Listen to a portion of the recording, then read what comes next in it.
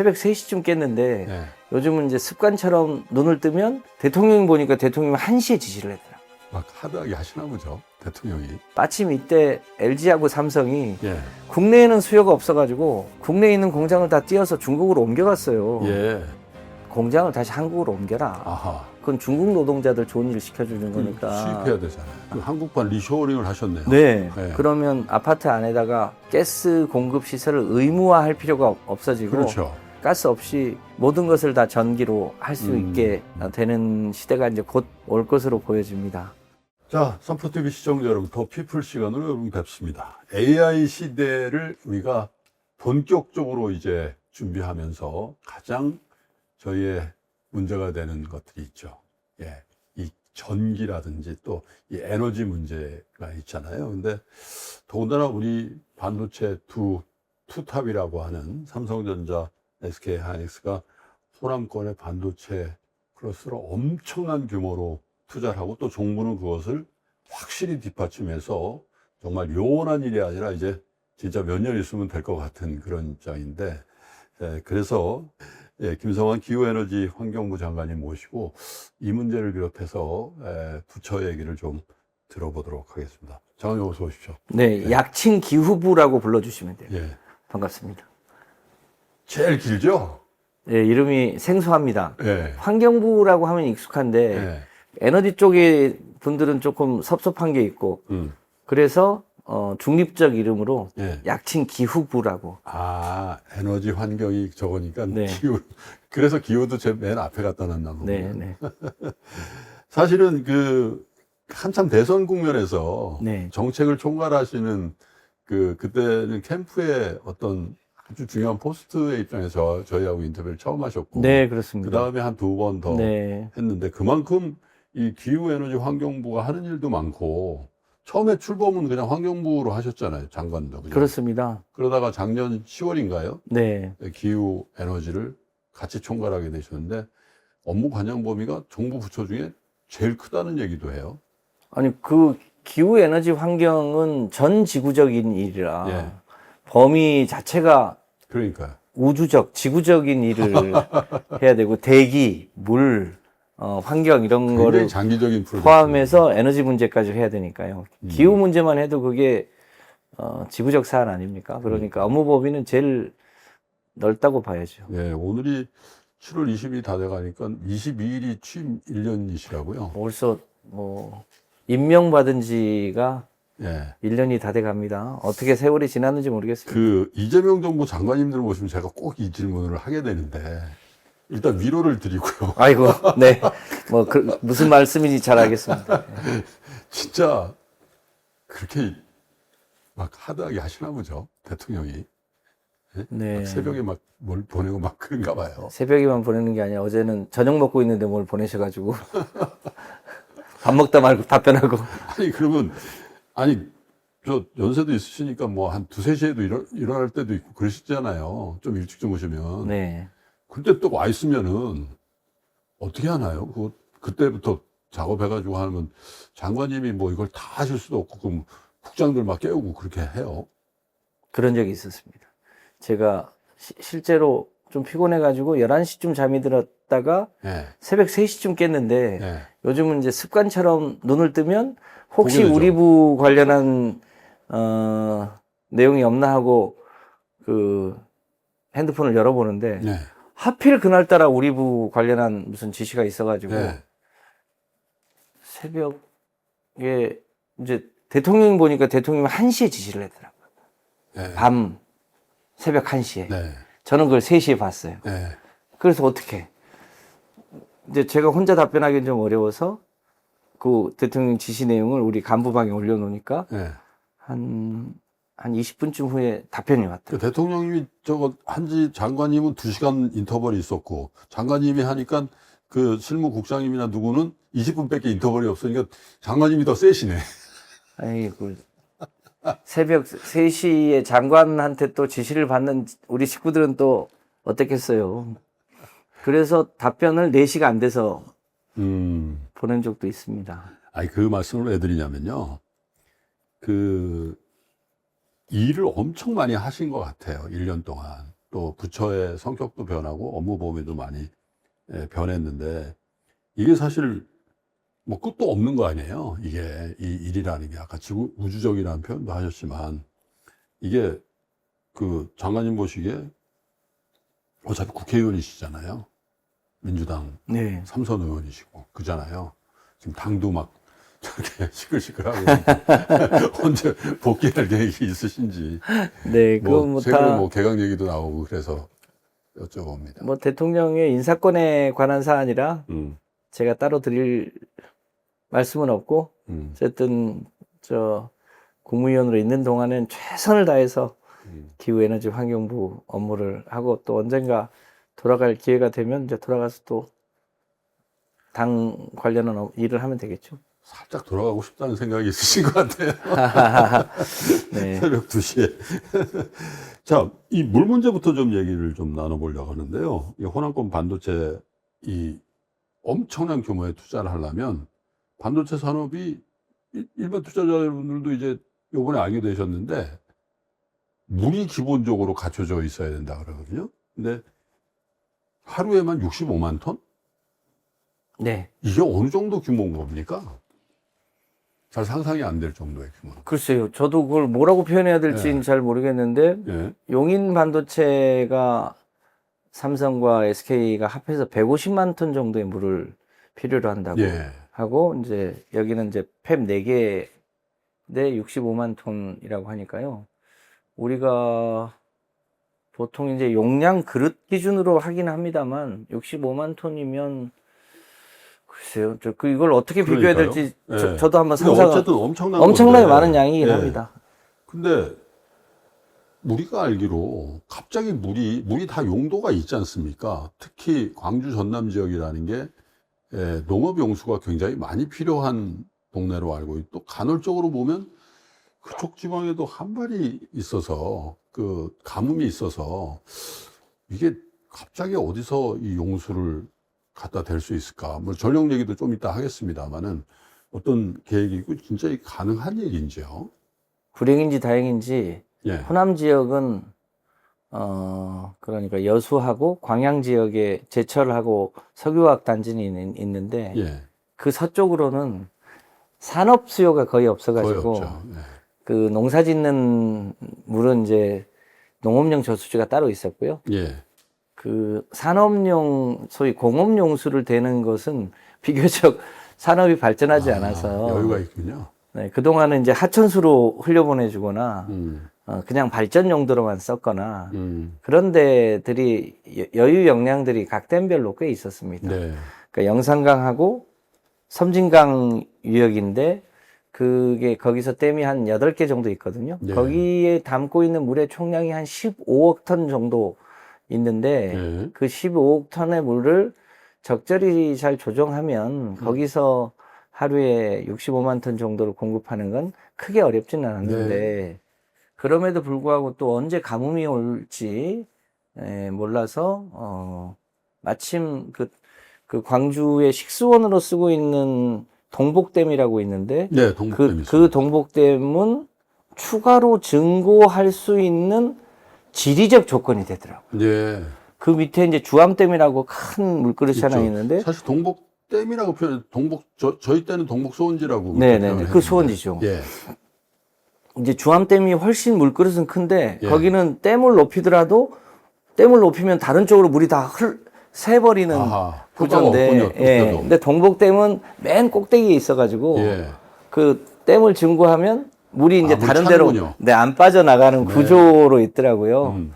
그래서 동복댐을 증고하면 대략 65만 톤 중에 한 30만 톤 정도는 예. 동복댐에서 공급할 수 있을 것 같고 그 외에 이제 주암댐에서 좀 남는 것, 장흥댐에서 좀 남는 것, 이제 나주댐이 농업용 저수지인데 거기서 공급하는 것은 저 영산강 하구에서 공급을 하면 네. 그 나주댐이 비교적 가깝거든요. 예. 그렇게 물꼬를 조금 조정하고 댐을 증고하고 그러면 65만 톤 정도는 공급이 가능하고 이제 혹시라도 광주에 그 반도체 팹 4개가 아니라 더 추가로 더 늘면. 예. 늘어날 것까지를 염두에 두고 예.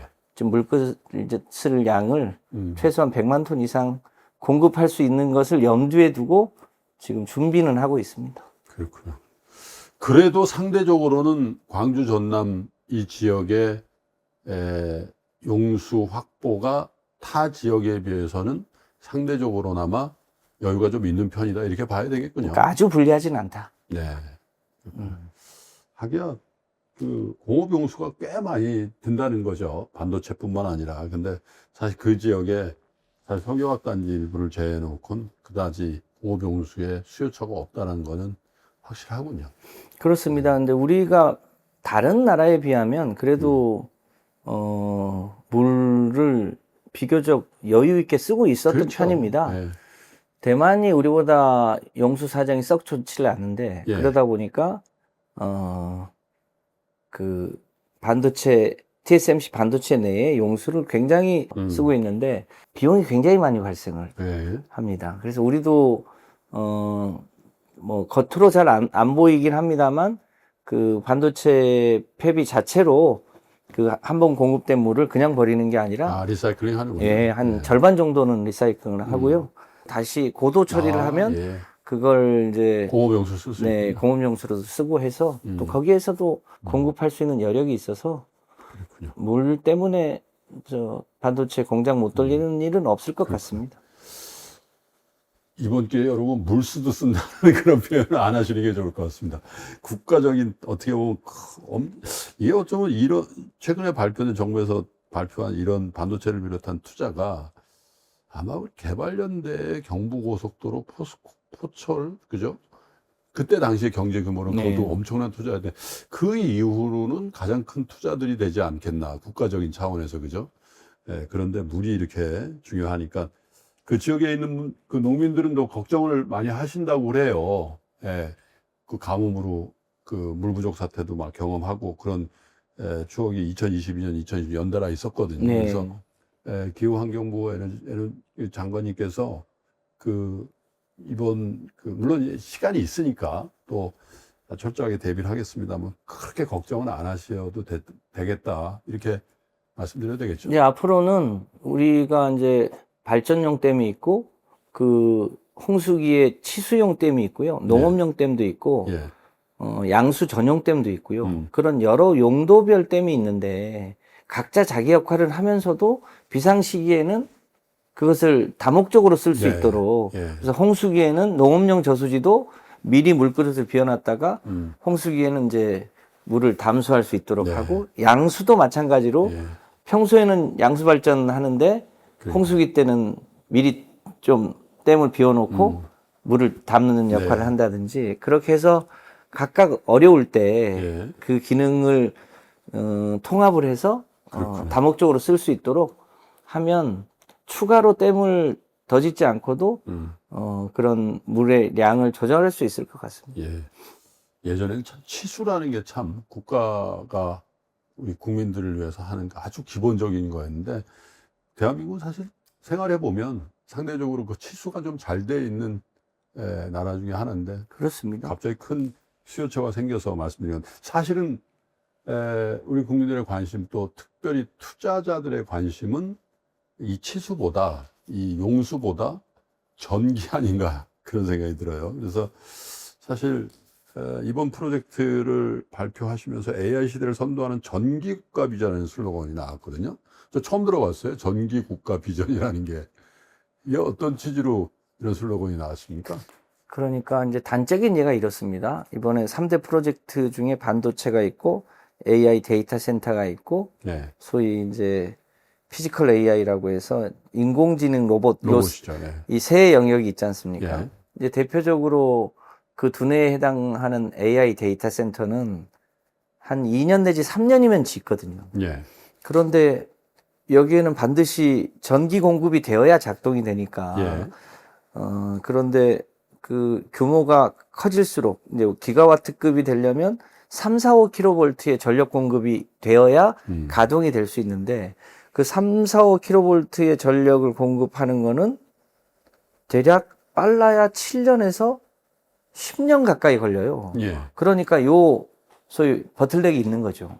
그러니까 전기가 없으면 하고 싶어도 못하는 거 아닙니까? 그래서 예. 최근에 미국에서는 그 빅테크들더러 알아서 전기 공급 알아서 하라고. 오늘 뉴스를 보니까 뉴욕주에는 당관 데이터 센터 불어한다고 법을 네네. 그 그게 이제 제정했더라고요. 다른 데 쓸 전력을 이쪽으로 끌어와야 되니까. 네. 그런 면에서 그러니까 이제 전력이 과거에는 산업 수요가 생기면 그것에 맞게 전력을 공급해 주는 거라면 이제는 전력 수요가 먼저 준비되어야 예를 그렇죠. 들면 AI 데이터 센터 같은 예. 걸 할 수도 있고 대규모 반도체 팹이나 이런 것도 필요하기 때문에 이런 이제 소위 전기가 그냥 산업 수요에 대한 대응력 수준이 아니라 전기를 얼마나 많이 가지고 있냐 그리고 그것을 얼마만큼 빠르게 공급해 줄 수 있느냐가 굉장히 중요한 국가 전략 자산화되고 있는 거죠. 네. 근데 거기에다가 기후 위기가 심각해지는 상황에서 이제는 1차 에너지원으로 가스나 석유 같은 걸 쓰는 게 아니라 예. 그걸 다 재생에너지나 원전을 섞어서 일종의 깨끗한 전기화하는 게 진행되지 않습니까? 그 전기차라든지 예. 히트펌프라든지 이런 게 다 전기 수요여가지고 이게 다 소위 전기 국가의 주요한 이제 리소스가 되고 있는 상황이죠. 그런 면에서 전기가 이제는 굉장히 국가의 중요한 전략 자산화되고 있다. 그래서 이제 전기 국가가 굉장히 중요한 거죠. 한쪽에 반도체, 한쪽에는 전력. 이 두 개가 결합되어야만 새로운 인공지능 시대의 중심 국가가 될 수 있고 국가 경쟁력이 된다. 이런 뜻을 담고 있습니다. 호남의 그 반도체 대규모 투자를 논의하는 단계에서 시중에 여러 가지 이제 그 토론 과정에서 그쪽이 전기가 제일 유리하다 그런 얘기들을 많이 했어요. 네. 근데 또 반대하는 분들은 별반 그렇지 않다 이렇게 얘기하기도 하고요. 어떻습니까? 장관님 보시기에 지금 계획되어 있는 그 4개의 팹을 만들고 아마 더 추가적인 투자가 일어날 것 같은데 그렇게 했을 때 호남권의 전기 수요 또 지금의 어떤 수요 공급을 봤을 때 어느 정도가 충족이 되고 어느 정도가 모자른다. 그래서 어떻게 투자해야 되겠다. 이 계획을 좀 설명해 주시면 좋을 것 같습니다. 그러니까 만약에 내일 반도체 공장을 용인과 광주에 동시에 짓는다라고 네. 가정하면 네. 현재로 보면 광주가 유리합니까? 전기 사정만 놓고 보면 훨씬 유리한 유리하죠. 상황입니다. 왜냐하면 이제 광주 옆에 영광에 한빛 원전이 6개가 있고 또 호남에 대규모 재생에너지가 계속 늘어나고 있는데 수요처가 없어서 네. 이제 수요가 있는 수도권으로 전기를 보내주는 일만 했거든요. 네. 근데 거기에 이제 광주에 새로운 반도체 팹이 지어지고 전기 수요가 늘어나면 현재의 호남에 남아도는 전기만으로 그 팹 4개를 돌릴 수 있는 여건이 된다는 점에서 그런 면에서 현재로서는 호남이 전력 사정이 더 유리한 측면이 있고요. 이제 그럼에도 불구하고 이제 그 용인에 지어질 반도체 팹 이거는 기존에는 호남에 남는 전기를 쓰는 쪽으로 설계를 했었는데 예. 지금은 이제 다른 전기 이 발전원을 빨리 이제 재구조화해야 되는 숙제가 좀 남아 있습니다. 근데 이제 수도권의 발전 수요가 전부터 많았고 그 용인 팹도 수도권이라고 봐야 되니까 그게 굉장히 큰 또 이 수요가 생기는 건데 수도권에 어떤 발전을 해서 그걸 충당할까 사실 그림이 잘 안 그려지더라고요. 이제 수도권도 그동안은 이제 전기를 지방에서 공급만 받아왔는데요. 네. 수도권에도 일정하게 대규모 태양광이나 또 인천 앞바다에 풍력을 할 수 있는 여지가 좀 있고요. 예. 또 경기 북부권의 DMZ하고 가까운 민통선 지역은 예. 사실상 개발하기가 쉽지 않지 않습니까? 그렇죠. 근데 그런 지역도 대규모 태양광을 할 수 태양광. 있는 부지들이 있습니다. 네. 그러니까 수도권 지역도 하기에 따라서는 꽤 큰 규모의 태양광 발전을 할 수 있는 여지가 있습니다. 그래서 거기에 태양광을 최대한 붙이고요. 네. 그러면 수도권 지역의 가스 수요를 좀 더 줄일 수도 있고, 그러면 이제 그 지금 동쪽에 울진하고 이쪽에 원전이 수도권 쪽으로 들어오는데 그 원전을 지금 용인 쪽으로 돌릴 수 있는 여지들도 좀 있습니다. 그래서 지금 호남 쪽으로서 올라오는 전기로 용인 반도체를 돌리려고 하는 구상을 조금 이제 재구조화를 해서 용인 쪽도 안정적인 전력 공급 계획을 조만간 확정하려고 하고 있습니다. 국민들은 이런 의구심도 있어요. 뭐 재생에너지가 미래의 에너지 원소로 굉장히 각광받고 중요하다. 그리고 아마도 많은 분들이 아는 것처럼 그 장관님께서도 국회의원 시절에 그걸 굉장히 많이 그런 환경을 만드는데 기여하셨고 또 어쩌면 그래서 기후환경부 에너지 이 문제를 지금 총괄하고 계실 수도 있다고 생각되어지는데 그럼에도 불구하고 태양력 풍력이라는 게 이 기후 환경 뭐 이런 거에는 좋지만 또 그거에 의해서 좌우되는 변동성이 크잖아요. 예. 근데 반도체 팹이라는 건 24시간 정말 안정적인 전기 공급이 돼야 된다라고 하면 과연 단기간에 그 수요를 용인도 당긴다고 하니까요. 그죠? 그게 가능할까 그런 생각이 들어서 어쩌면 그 호남권에 새로 원전을 지어야 되는 거 아니냐 그런 얘기들이 많이 나온단 말이죠. 네. 그러니까 이제 우리가 기후위기 문제가 갈수록 심각해지면서, 예. 이제 국내 발전원의 30% 정도를 차지하고 있는 석탄 발전을 2040년까지는 이제, 폐쇄하기로 하지 않았습니까? 예. 그 30%의 전력을 어떻게 할 거냐? 재생에너지를 빨리 늘려가지고 해결을 하자라고 하고 있는 가운데 소위 인공지능 혁명 시대가 오면서 반도체, AI 데이터 센터, 와 같은 새로운 수요가 폭발적으로 늘어났는데 네. 그러면 이 수요는 또 어떻게 감당을 할 거냐. 예. 그게 재생에너지를 폭발적으로 늘린다고 해서 그걸 다 감당할 수 있냐. 그렇죠. 이런 문제가 이제 원천적으로 있어서 예. 그렇다고 그럼 다시 석탄 발전소를 폐지하지 않고 석탄 발전소로 돌릴 거냐?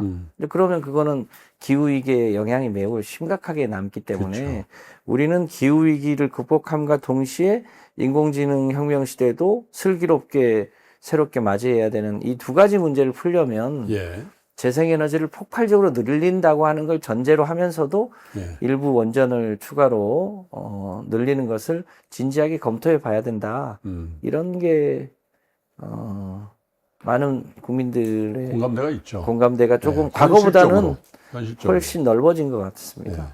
만약에 이 반도체를 비롯한 이번에 굉장히 큰 투자를 하면서 그 갑자기 생기는 이 그 전력의 수요를 원전으로 한다라고 하면은 일부 해야 된다라고 하면은 그 원전의 입지 선정서부터 원전의 건설까지 통상은 10수년 걸리죠.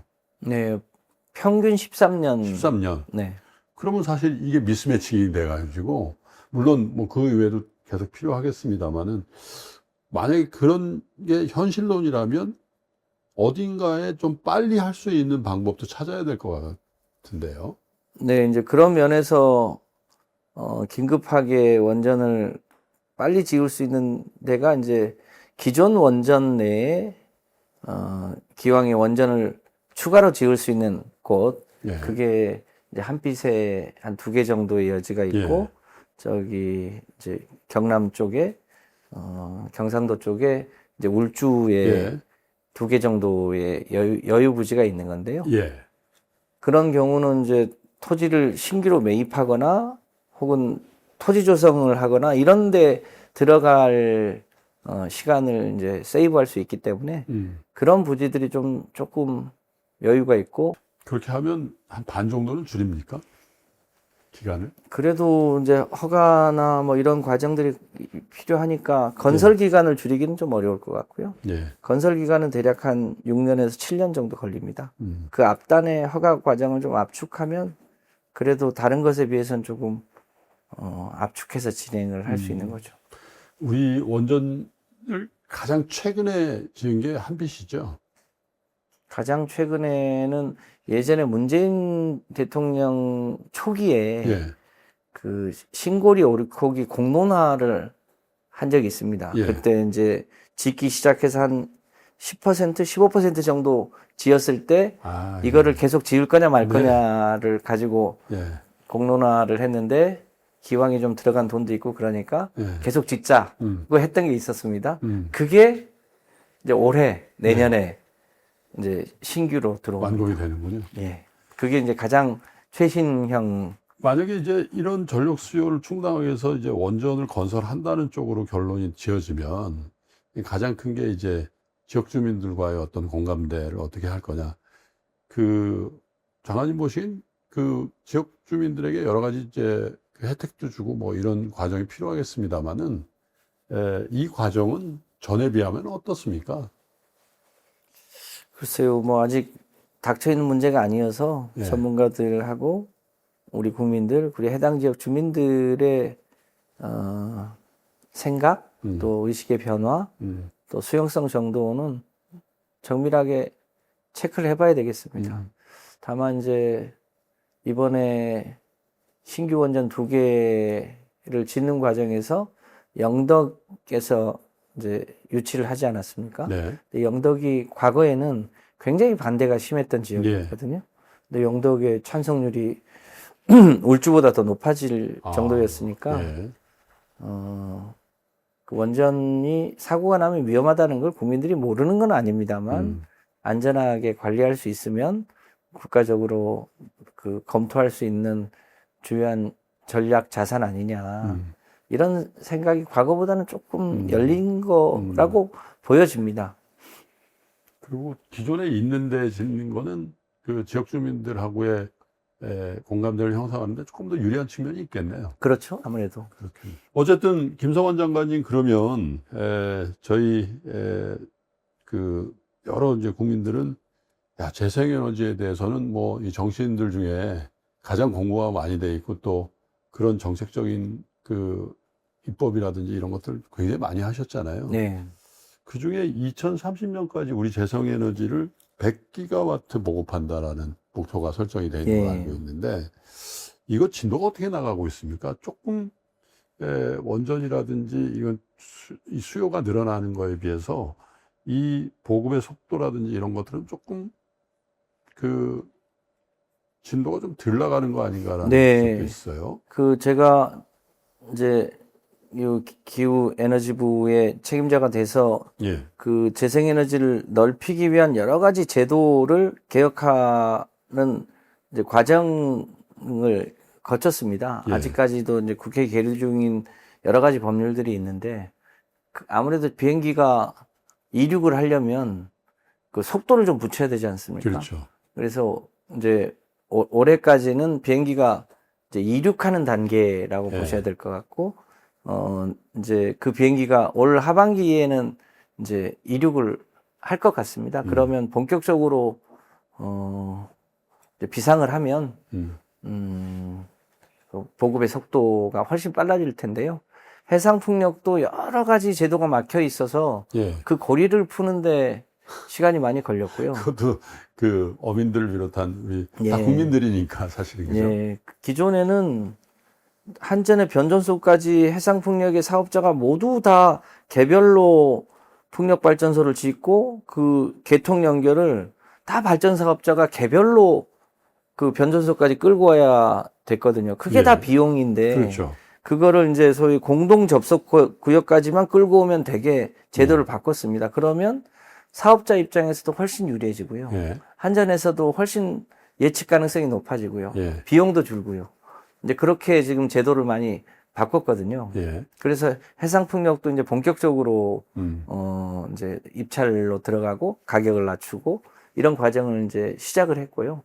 태양광도 이제 공장 지붕을 의무화한다든지 이제 대규모 태양광의 입지를 발굴한다든지 이런 거 과정을 거치고 태양광이 그동안은 소위 이제 이 RPS 제도라고 해서 대규모 석탄 발전 사업자가 의무적으로 구매하는 방식이었는데 이제 거기에 REC 제도까지 붙어 있어서 생각보다 발전 단가가 높을 수밖에 없었어요. 그런데 재생에너지도 소위 가격 경쟁력을 가져야 되지 않습니까? 예. 이제 그런 면에서 재생에너지의 가격을 낮추기 위한 제도가 지금 국회에 계류 중이거든요. 그래서 그 법이 바뀌고 내년부터 본격적으로 시행이 되면 소위 태양광도 가격이 많이 낮아지고 풍력도 가격이 훨씬 낮아질 수 있는 제도 기반이 이제 완성이 되기 때문에 예. 내년부터는 1년에 대략 한 10기가 이상씩 보급이 가능한 확대된다. 될 거라고 봅니다. 올해는 대개 한 6기가, 7기가, 6기가 정도 내외일 것 같고요. 내년부터는 10기가 이상으로 예. 보급을 하고 그게 이제 비행기 속도가 더 붙으면 임기 중에 100기가는 그냥 공연불이 아니라 실제로 가능할 수 있다고 보여지고요. 예. 그 다른 국가의 추세로 보면 재생에너지가 여전히 간헐성 문제가 있기 때문에 거기에 상응하는 양수 발전이나 그 소위 배터리를 이제 새로 붙여줘야 되는데 최근에 중국 동향을 보면 LFP 배터리 수준을 넘어서 예. 소위 소금, 나트륨 배터리 예. 또 바나듐 흐름전지라고 해서 대규모 재생에너지를 저장하는 그 배터리가 나왔는데 이제 그런 것에서 이제 우리나라가 중국하고 경쟁을 할 수 있도록 새로운 배터리 산업도 키우면서 재생에너지를 확대해 나가야 됩니다. 숙제가 많은데 이 대목에서만큼은 우리가 중국한테 뒤지지 않도록 열심히 해야 되는 또 일종의 정부가 선발주를 해서 네. 관련한 산업을 좀 키워주기도 해야 됩니다. 예를 들면 어떤 겁니까? 그러니까 대표적인 게 지금 LFP 배터리가 소위 ESS 저장용으로 쓰이는데 이게 상대적으로 가격이 비싸고 추위에 약해요. 네.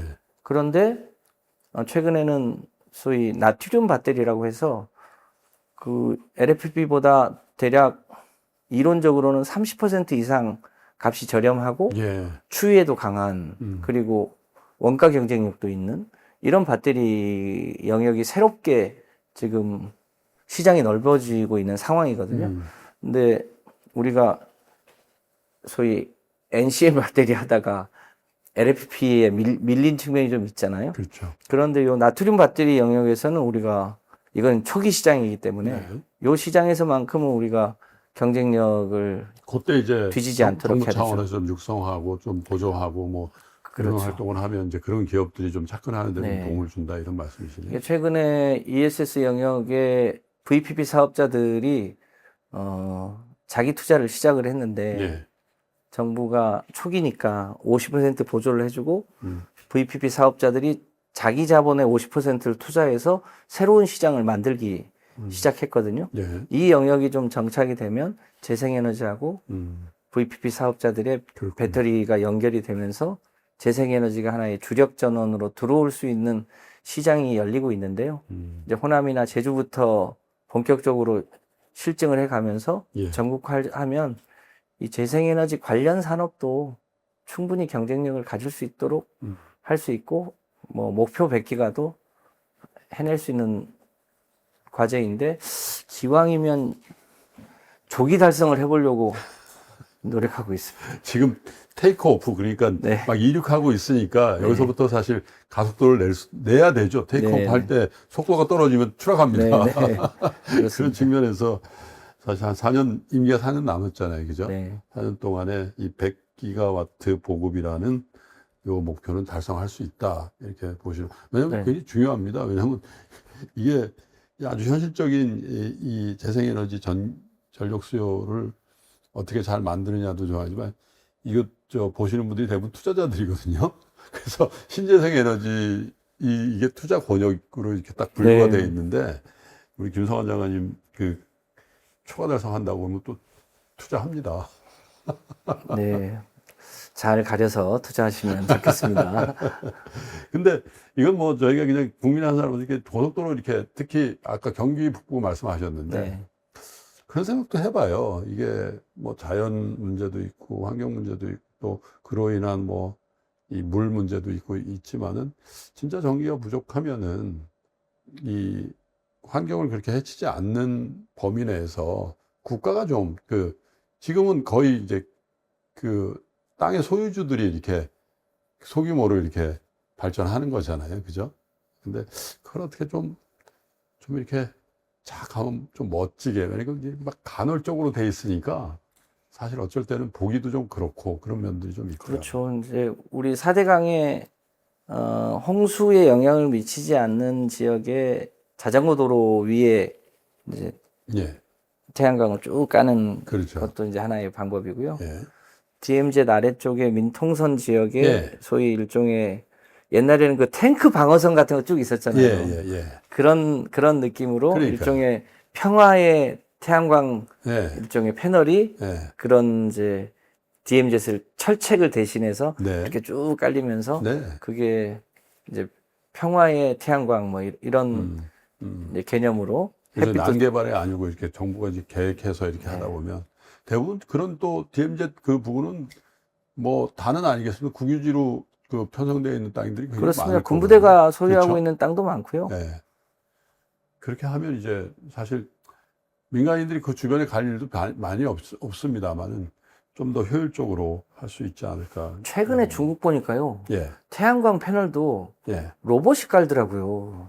태양광 패널을 우리가 일일이 이제 사람이 올라가서 이렇게 설치했잖아요. 근데 그것도 이제 규모의 경제가 돼야지 아마 네, 로봇이 네. 들어가겠죠. 규모가 큰 데는 태양광 패널을 로봇이 이렇게 올리면 사람이 이제 그 주변 작업하고 연결하고 하는 건 아직 사람이 하는데 예, 우리는 그걸 다 일일이 수공업으로 그렇죠. 했는데 네. 이제 우리도 이제 일정한 노동은 로봇이 대응하면 생산성을 좀 높이고 그러니까요. 가격도 좀 낮추고 예.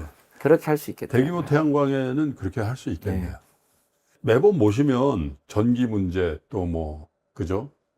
오늘같이 이제 물 문제 이런 것들 하는데 이게 사실 어떻게 보면 이게 산업적인 측면에서 네. 이거 서포트하는 기능이란 말이에요. 네. 근데 이제 환경 그 자체에 대한 말씀 좀 나눠보고 싶은데 글쎄요, 저희 이제 이 스튜디오에서 이렇게 바라보면 네.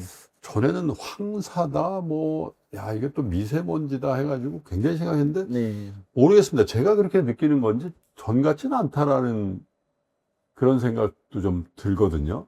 어떻습니까? 지금 우리 대한민국의 환경이 대기에 관련된 환경의 오염 문제가 이렇게 좀 개선되고 있는 추세죠. 그러니까 미세먼지가 제일 심각할 때가 2017년, 2018년 예. 서울에 일주일 정도 그냥 미세먼지가 그냥 가득 차가지고 예. 우리 국민들이 마스크 쓰고 다녔는데요. 예.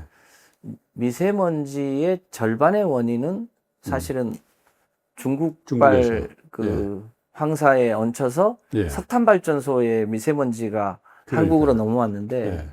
중국이 아직도 뭐 석탄 발전을 많이 하고 있습니다만 중국이 우리보다 훨씬 빠른 속도로 1년에 300기가에서 500기가 정도씩 재생에너지 발전량을 늘려나가고 있고 특히 중국이 베이징 주변에 있는 석탄 발전소를 다 폐쇄하거나 이전시키고 네.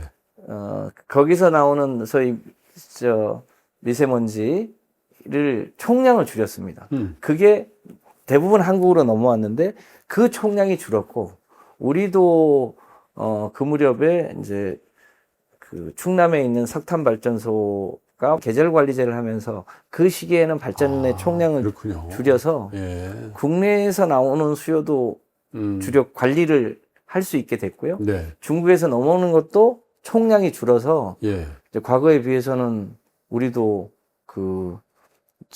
대기 걱정은 좀 덜하게 네. 됐고 실제로 통계상으로도 굉장히 많이 줄었습니다. 더군다나 뭐 석탄 발전이 이제 제로화 될 가능성이 농후해지고 있고 뭐 중국의 추세도 다시 역전된다고 하는 그런 일들은 많지 않을 것 같으니까 그렇습니다. 이 대기 오염 문제 확실히 좀 달라진 것 같아요. 여기서 가끔 가다가 이제 그 뭐라고 그러죠? 불멍이라고 그러나요? 네. 여기 지금 강멍이라고 그래야 되나? 그걸 하면은 네. 전보다는 훨씬 더 대기가 오늘 뭐 비 오는 뒤라서 훨씬 더 그렇습니다만은 좋아지고 있는 것 같은데 그래서 우리 자체적으로 녹지를 많이 가져야 된다. 네. 그죠? 그리고 특히 서울에 예전에 뭐 매연이 막 나오는 버스라던가 그죠? 디젤 네. 차 이런 것도 많이 줄고 있고 해서 사실 대기 오염 문제 때문에 우리가 녹지를 엄청나게 확보해야 되는 그 니즈가 지금 당장은 좀 준 거 아닌가 그런 생각을 좀 하게도 돼요. 그렇습니다. 예. 과거에는 디젤 버스를 그렇죠. 타고 다녔거든요. 예. 그래서 친환경 버스라는 이름으로 LNG 버스가 예. 다녔어요. 그걸 친환경이라고 붙이고 다녔습니다. 최근에는 그 LNG 버스도 거의 다 퇴출이 되고 예. 수소 버스 혹은 전기 버스로 대부분 다 바뀌고 있죠. 교체돼서 이제는 그 상대적으로 디젤보다 버스가 훨씬 친환경적이긴 했습니다만 아직 지금은 아예 버스는 LNG 버스를 아예 안 만듭니다. 그렇죠. 그만큼 이제 바뀌고 있고 이제 차량도 다 소위 휘발유 경유차에서 전기차로 전기차 바뀌고 있죠. 뭐 최소한 하이브리드로 예. 바뀌고 있지 않습니까? 그래서 이 소위 대기 관련해서는 훨씬 더 빠른 속도로 깨끗해질 수 있는 여건을 우리가 갖게 됐죠. 근데 최근에 그 대통령께서도 그러시고 지난번에 모셨을 때도 그 히트펌프 말씀을 많이 네. 하셨단 말이에요. 네네. 그 이후에 뭔가 이 정책적으로 구현된 게 있고 또 히트펌프 하면 아직도 우리 국민들이나 아이 무슨 펌프야 이렇게 하시는 분이 네. 있거든요. 그 설명도 좀 해주시면 좋을 것 같아요. 그러니까 기후위기 시대를 돌파하려면 건물 분야의 난방, 예, 냉방, 예. 이걸 그동안은 이제, 가스로 주로 해왔거든요. 그렇죠. 이 가스에서 CO2가 나오는 건데, 이거를, 전기화 하지 않으면 기후위기를 넘어갈 수 없는데, 건물 분야의 이 난방 분야를 가스에서 소위 전기화 하려면 그 히트펌프라고 하는 도구가 꼭 필요하거든요. 예. 근데 그동안 대한민국은 이 대표적인 공기열 히트펌프를 재생에너지로 분류가 안 되면서 지원을 해보지를 못했습니다. 아, 예. 근데 그 사이에 유럽은 되게 이제 설치비의 40% 정도를 지원하면서 그걸 본격적으로 보급을 하기 시작했는데 이재명 정부 들어서 그 제도를 개혁을 해서 네. 이제 가스가 연결되지 않은 지역부터 히트펌프 보급을 이제 본격적으로 시작을 하기 시작했거든요. 그래서 이제 제주도나 남부 지역에 네. 도시가스 연결이 안 된 지역부터 히트펌프 보급을 본격적으로 했는데 마침 이때 LG하고 삼성이 예. 국내에는 수요가 없어가지고 국내에 있는 공장을 다 띄어서 중국으로 옮겨갔어요. 예. 그런데 우리가 이제 보조금 줄 테니까 본격적으로 좀 해달라. 다만 공장을 중국에다 놓고 생산을 하면 그건 중국 노동자들 좋은 일 시켜주는 거니까 수입해야 되잖아요. 공장을 다시 한국으로 옮겨라. 아하. 그래서 두 기업이 다시 다 중국 간 공장을 다시 가지고 들어오기로 했습니다. 그 한국판 리쇼어링을 하셨네요. 네. 그래서 그 두 기업이 본격적으로 히트펌프 생산을 하겠다고 네. 하고 또 네. 뭐 효율이 4배가 넘네 광고를 시작하니까 이게 이제 난방 분야의 새로운 대세가 되기 그렇군요. 시작했습니다. 예. 그래서 이제 일반 주택 지역은 뭐 보급을 하는 게 크게 어렵지는 않을 것 같은데 우리는 대부분 아파트에 살지 않습니까? 네. 그래서 제가 요청을 좀 했습니다. 예. 삼성전자는 예. 레미안하고 예. LG전자는 예. 자이하고 예. 빨리 아파트에 히트펌프를 보급할 수 있는 R&D 실증을 빨리 해가지고 예. 아파트에 소위 가스 배관 없는 새로운 아. 아파트를 만들어서 그 주민들도 좋아하겠는데요. 아파트를 말씀하시면. 탈탄소화 해보자. 예. 그래서 이제 두 전자기업이 예. 두 건설사랑 예. 지금 합작해서 예. 먼저 준비된 것부터 우리가 보조금을 주겠다. 아하. 그렇게 해서 지금 열심히 준비를 야, 하고 그러면 있습니다. 조만간 가스 배관이 없는 그렇죠. 히트펌프로 난방하는 그 아파트를 볼 수 있을 수 예, 있겠네요. 거기에다가 지금은 이제 인덕션이 많이 대중화되지 그렇죠. 않습니까? 예. 그러면 아파트 안에다가 예. 가스 공급 시설을 의무화할 필요가 없어지고 그렇죠. 그러니까 그건 이제 건축주가 건축할 때 예. 우리는 가스 없이 해볼래 예. 라고 하면 그냥 가스 없이 모든 것을 다 전기로 할 수 있게 되는 시대가 이제 곧 올 것으로 보여집니다. 그 방식은 어떻게 하는 거냐면요. 지금 우리가 뭐 시스템 에어컨 하지 않습니까? 예. 그냥 아니면 스탠드형.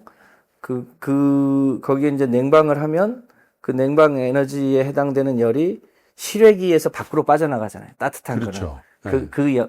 방식 아닙니까? 예. 근데 거기에다가 축열조를 붙여가지고 음. 이제 그 축열조에서 바닥 난방과 온수를 공급하는 거를 하나의 실외기에서 아.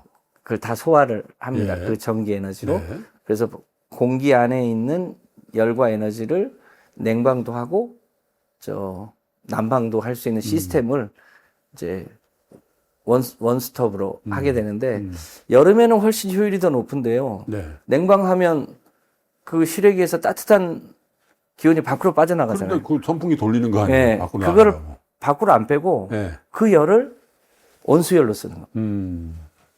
그거는 굉장히 효율적이에요. 네, 그렇게 시스템을 작동을 하면 효율성도 높고 에너지를 새로 생산하는 게 아니라 공기 중에 있는 열을 활용하기 때문에 네. 실제로 효율도 높습니다. 그리고 완전 청정이고요. 남는 문제는 이제 초기 투자비가 좀 더 드는 건데 네. 그 비용은 이제 경쟁력이 높아질 때까지 국가가 일정하게 보조를 이제 해주기 시작한 건데요. 기술력이 높아지면 이제 당연히 그 보조금을 줄일 수 있지 않겠습니까? 그래서 그렇게 하겠다고 했더니 대통령이 엊그제 일단 보급을 줄일 생각하지 말고 보급을 늘려라. 그렇게 엊그제 말씀도 하셨는데요. 네. 그래서 요 마지막 퍼즐이었습니다. 차는 전기차로 바꾸면 되고, 네. 이제 발전소도 석탄 발전소를 줄이고 재생과 일부 원전으로 하면 예. 되는데 이 건물 난방을 어떻게 할 거냐가 숙제였는데 그런 이제 히트펌프 방식으로 전환하면 거의 모든 것을 다 재생에너지로 생산해서 전기차 굴리고 건물은 이제 히트펌프 방식으로 바꾸면 이제 전체를 탈탄소 전기화 할 수 있을 거라고 대단하네.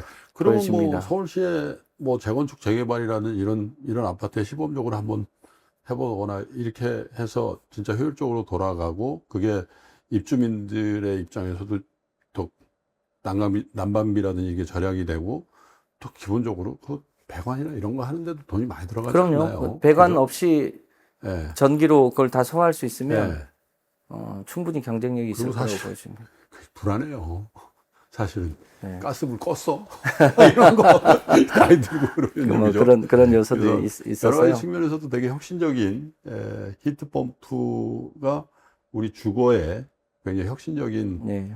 그런 아이템으로 들어올 수 있다. 그게 이제 여러 가지 보조금이나 이런 것들이 해결이 되면서 정책적으로 힘을 받겠다 이런 네, 말씀이시네요. 그 삼성전자하고 LG전자가 그게 전 세계의 건축 수요를 근본적으로 바꿀 수 있을 거라고 보고 굉장히 집중 투자를 하기 시작하고 이제 국내에도 보급을 본격적으로 네. 하고 이제 세계 시장도 굉장히 빠른 속도로 넓어질 거라고 보고 있습니다. 이 영역도 이제 새로운 산업 영역이기도 해서요. 집중적으로 좀 확대해 보려고 합니다. 히트펌프 만드는 삼성전자 이 어느 본부인지 모르겠지만 거기도 히트 좀 씌워서 성과급 좀 많이 받으셨으면 좋겠네요.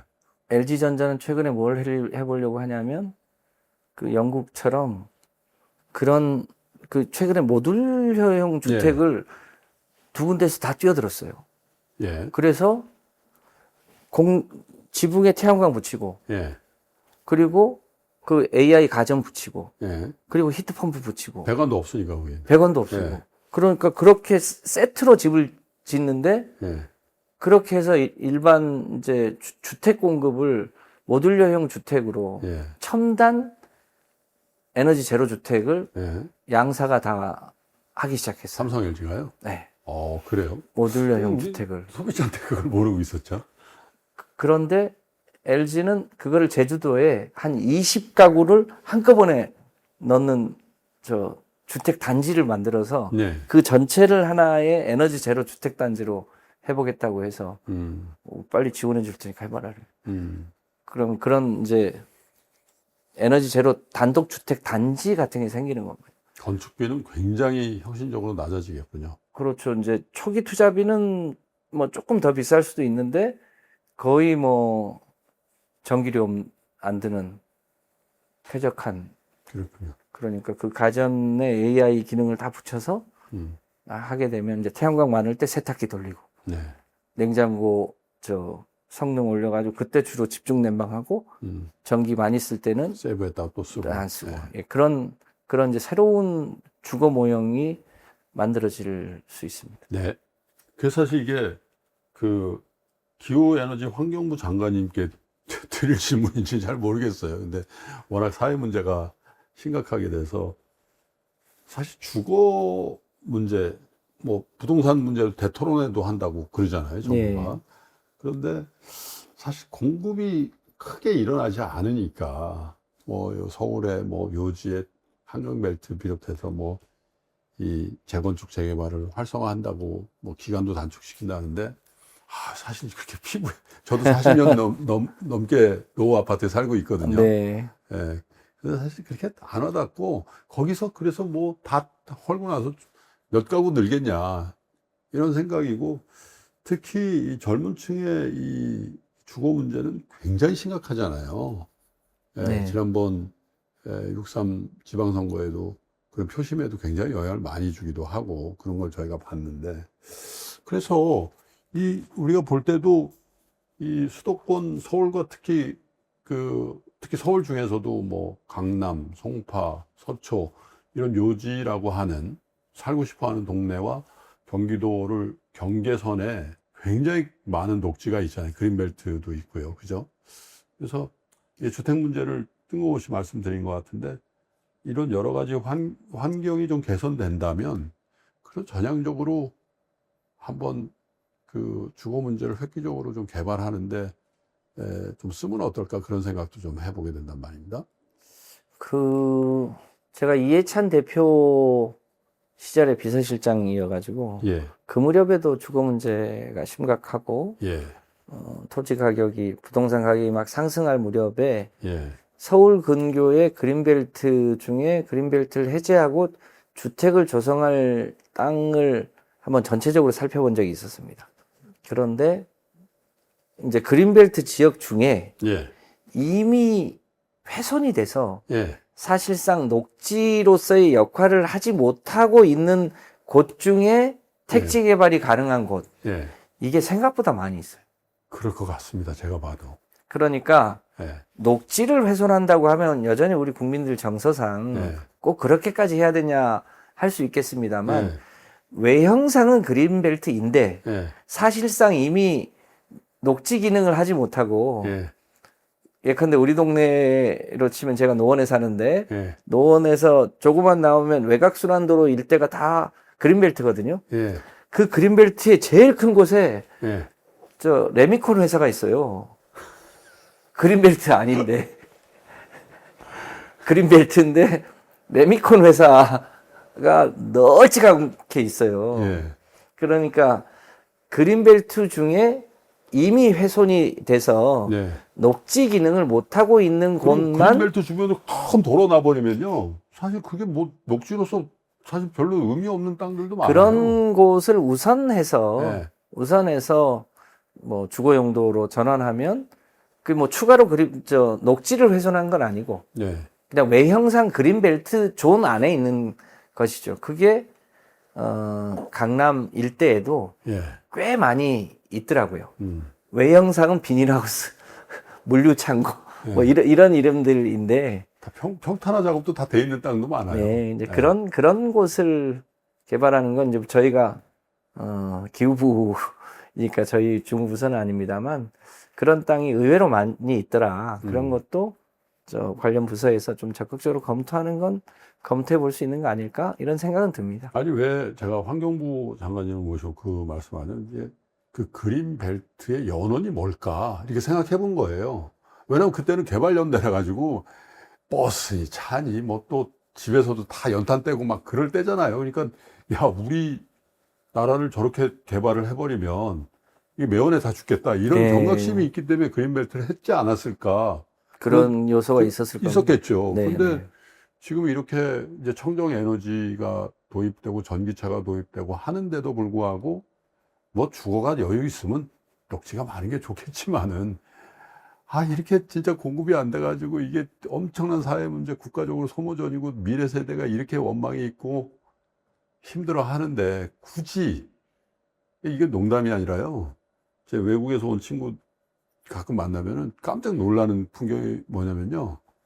지하철 토요일 날, 일요일 날 지하철 타서 다 등산복 입고 있는 나라 우리나라밖에 없대요. 다른 나라는 어떻게 하는데요? 아니, 뉴욕 지하철, 런던 지하철에 등산객이 어디가 있어요? 산이 없다는 얘기잖아요. 그렇죠. 거기는 평지잖아요, 다. 그러니까 이 서울을 주변으로 해서 사방이 산 아닙니까? 예. 예, 사실은. 그래서 이게 외국인 약간, 관광객의 필수 코스가 되어가고 있다는데 요즘 아니, 그러니까요. 뭐 북한산이나 뭐. 아니, 근데 그런 관악산. 산을 배설하는 건 아니고, 아까 장관님 네네. 말씀하신 실질적으로 지금 그린벨트에 묶여 있지만 녹지로서 기능하지 못하는 그러니까 땅을 그런 데는 좀 진짜 포함해 볼 수 있어요. 범부처적으로 한번 개발해가지고 한번 그거 좀 당에도 얘기하고 좀 한번 해보세요. 저보다 파워가 세신데. 아니, 무슨. 왜냐면, 정말 이 문제 때문에 사실 진짜 중요한 아젠다들이 희석되는 것 같아가지고 그런 말씀을 좀 드려봤습니다. 사실 이 부처의 소관 업무가 있는데도 불구하고 좀 무리한 말씀을 드린 것 같긴 한데 1년이 돼서 이제 새로운 1년을 이제 장관으로서 또 네. 시작하시잖아요. 계획을 좀 듣고 싶습니다. 뭐 어차피 그 임기가 딱 정해져 있는 건 아니죠. 정무직이시니까. 근데 기후에너지 환경부라는 정말 중요한 세 가지 업무를 다 총괄하고 계시니까 남아있는 임기 동안 어떤 각오로 또 국민들에게 이런 일을 하겠습니다 하는 말씀을 좀 주시죠. 모두에도 말씀을 드렸습니다만 지금 인류사 전체적으로 거시적으로 보면 기후위기 시대와 인공지능 혁명 시대가 동시에 닥치고 있습니다. 네.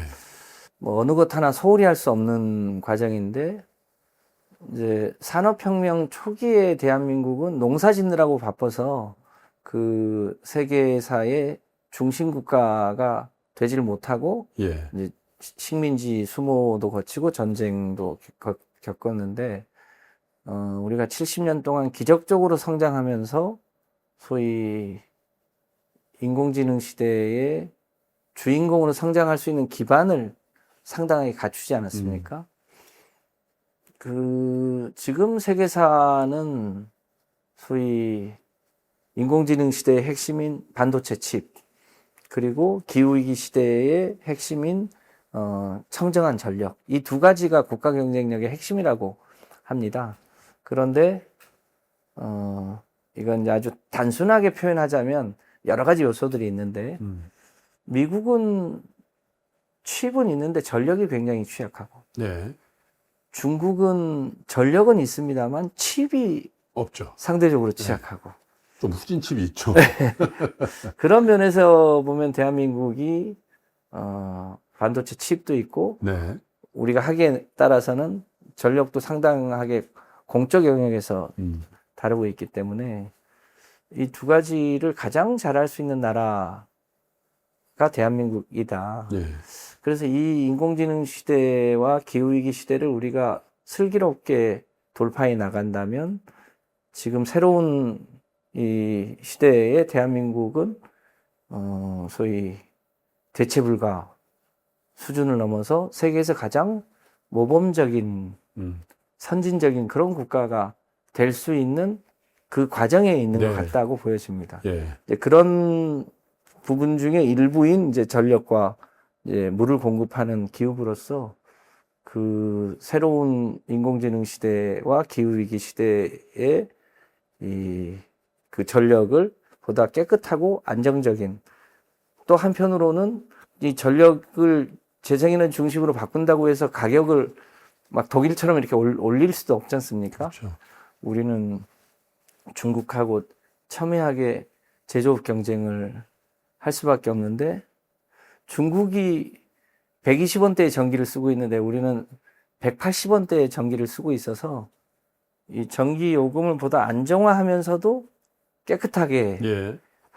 하고 그걸로 이제 인공지능 칩을 돌려야 되기 때문에 그런 한쪽의 영역을 이제 잘 관리해 나간다면 대한민국이 이제 새로운 문명 시대에는 세계의 중심 국가로 충분히 설 수 있을 거다. 이제 그런 각오로 임기 2년 차를 열심히 해보려고 합니다. 범정부적으로 그 요즘 딱 한 단어로 이재명 정부의 2년 차를 상징하는 용어를 사용하면 대체 불가더군요, 보니까. 그렇습니다. 예. 그렇죠? 네. 예.